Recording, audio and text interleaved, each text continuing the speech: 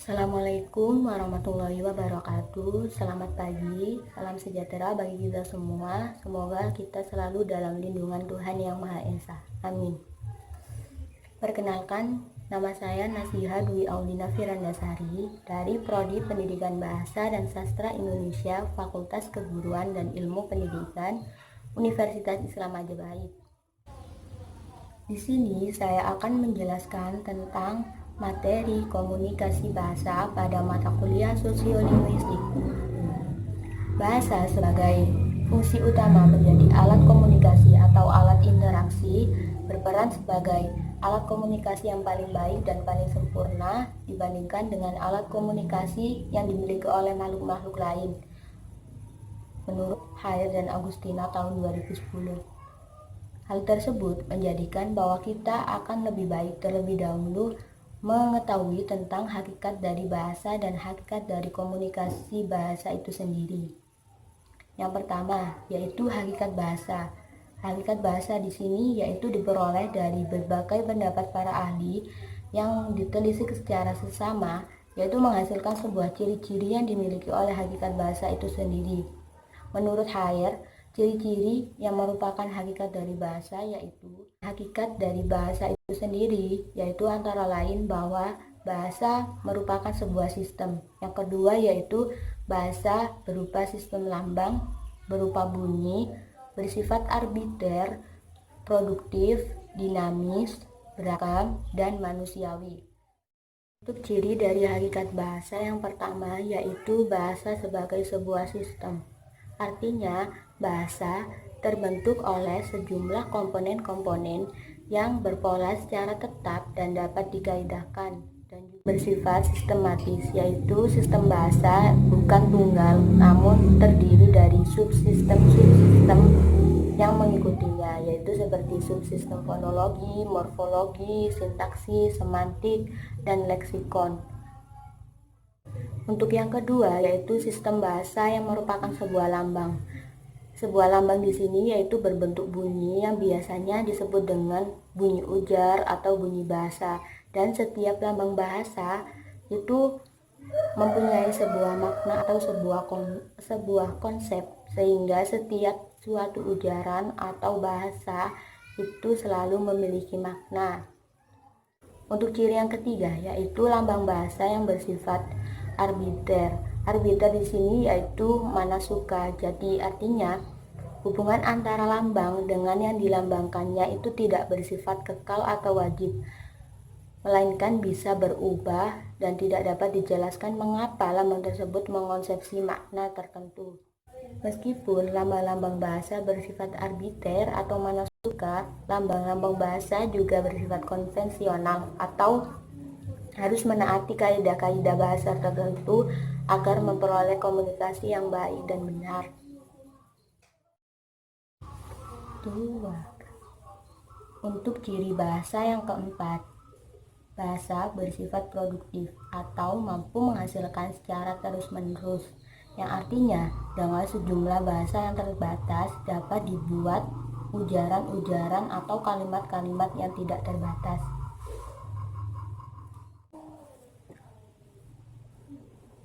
Untuk yang kelima, bahasa bersifat dinamis atau berubah, yang artinya bahasa tidak terlepas dari berbagai kemungkinan perubahan sewaktu-waktu yang dapat terjadi, dan perubahan tersebut bisa terjadi pada tataran mana saja, seperti tataran fonologis, morfologis, sintaksis, semantik, dan leksikon. Bahasa itu beragam, yang artinya meskipun sebuah bahasa mempunyai kaidah atau pola tertentu yang sama, namun dikarenakan kondisi atau latar belakang penutur yang berbeda, maka bahasa menjadi beragam, baik dalam tataran fonologis, morfologis, sintaksis, maupun leksikon. Dan yang terakhir dari ciri-ciri hakikat bahasa yaitu bahasa bersifat manusiawi, yang artinya bahasa sebagai alat komunikasi verbal hanya dimiliki oleh manusia, tidak dimiliki oleh hewan atau makhluk lainnya. Dan perbedaan lainnya dari komunikasi yang dimiliki hewan, bahasa itu diperoleh dengan cara belajar. Namun kalau alat komunikasi yang dimiliki hewan tidak dengan cara belajar, namun hanya pada proses secara insting atau naluri hewan tersebut. Setelah kita memahami tentang hakikat bahasa, maka sekarang kita akan memahami tentang fungsi bahasa. Fungsi bahasa menurut Fishman yaitu who speak what language, to whom, when, and to what end, yang artinya fungsi bahasa itu dapat dilihat dari segi penutur, segi pendengar, topik, kode, dan amanat pembicaraan. Untuk yang pertama, yaitu dilihat dari segi penutur, maka bahasa berfungsi emotif, yang artinya si penutur dapat menyatakan atau memperlihatkan emosi atau perasaan lewat tuturannya. Dilihat dari segi pendengar, maka bahasa berfungsi direktif atau mengatur tingkah laku pendengar. Jadi di sini bahasa mampu mensugesti pendengar untuk melakukan sesuatu sesuai dengan apa yang diharapkan oleh si penutur tersebut.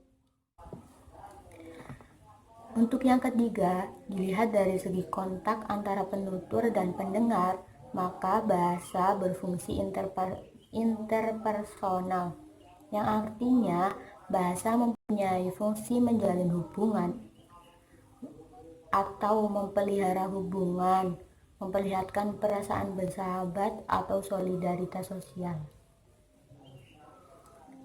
Untuk yang keempat, dilihat dari segi topik ujaran, maka bahasa berfungsi sebagai alat untuk membicarakan objek atau peristiwa yang ada di sekeliling penutur atau yang ada dalam budaya pada umumnya. Untuk yang keenam, dilihat dari segi kode yang digunakan, maka bahasa berfungsi sebagai metalingual atau metalinguistik, yang artinya bahasa itu digunakan untuk membicarakan bahasa itu sendiri, seperti pada pembelajaran bahasa Indonesia yang mempelajari tentang kaidah-kaidah bahasa Indonesia. Untuk yang ketujuh, yaitu dilihat dari segi amanat atau message yang akan disampaikan oleh bahasa, yaitu berfungsi sebagai imajinatif, yang artinya bahasa digunakan untuk menyampaikan pikiran, gagasan, dan perasaan yang baik nyata maupun dalam imajinasi. Fungsi imajinatif ini biasanya sering dipakai pada pembuatan karya seni seperti puisi, cerpen, dongeng, dan lain-lain.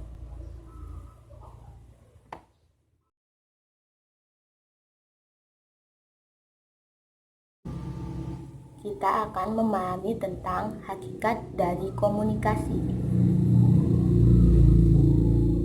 Dalam Webster New Collect Dictionary 1981 dalam Hare dan Agustina tahun 2010 dikatakan, communication is a process by which information is exchanged between individuals through a common system of symbol, signs, or behavior, yang artinya komunikasi adalah proses pertukaran informasi antar individual melalui sistem simbol, tanda, dan tingkah laku yang umum.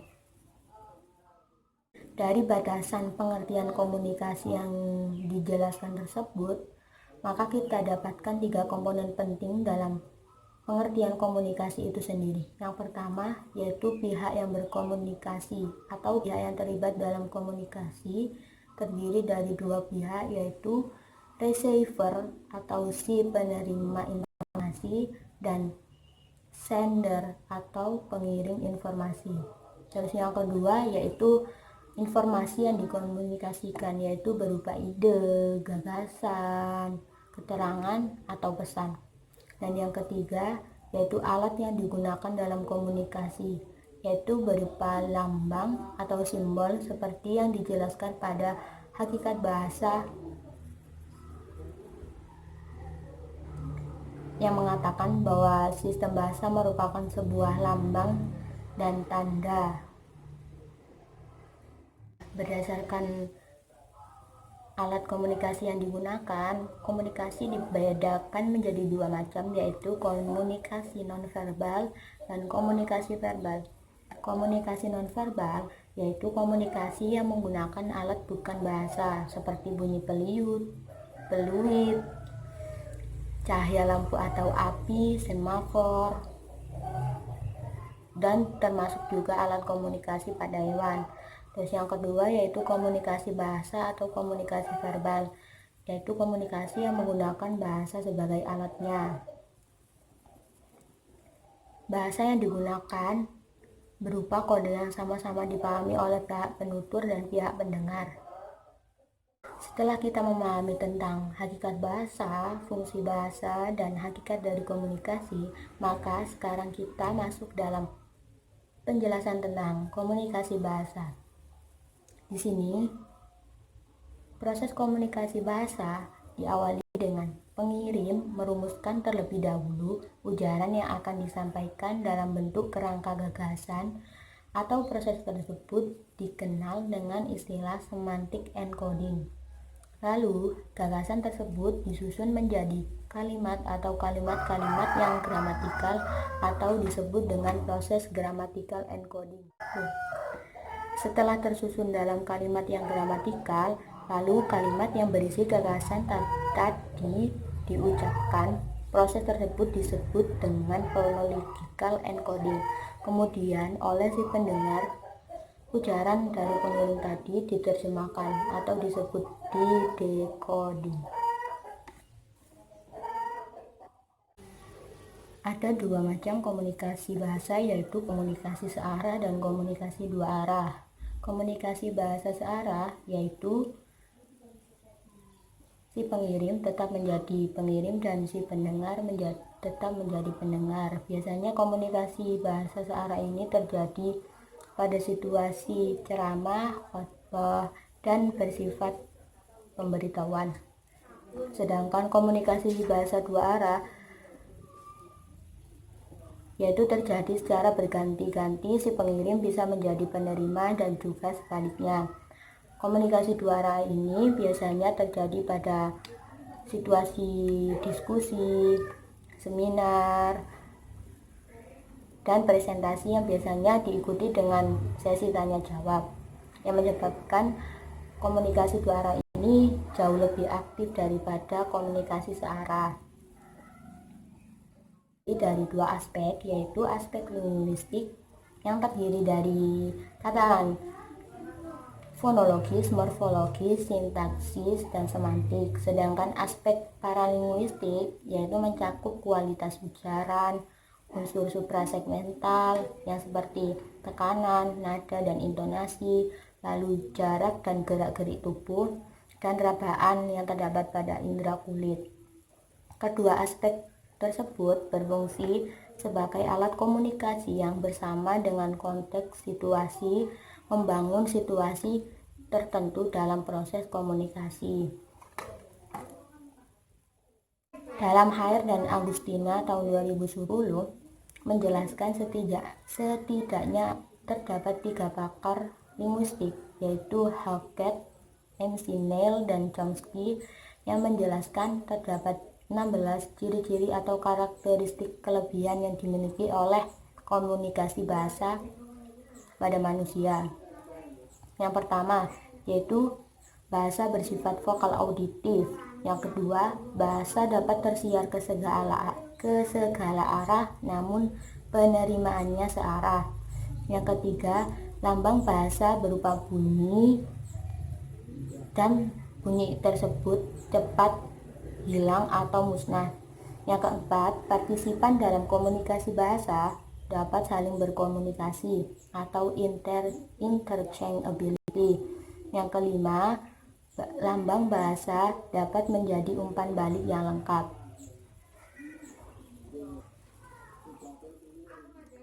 Komunikasi bahasa mempunyai spesialisasi yang artinya tidak harus diikuti dengan gerak-gerik fisik dalam menunjang proses komunikasi. Yang ketujuh, lambang-lambang bunyi dalam komunikasi bahasa selalu bermakna atau merujuk pada hal-hal tertentu.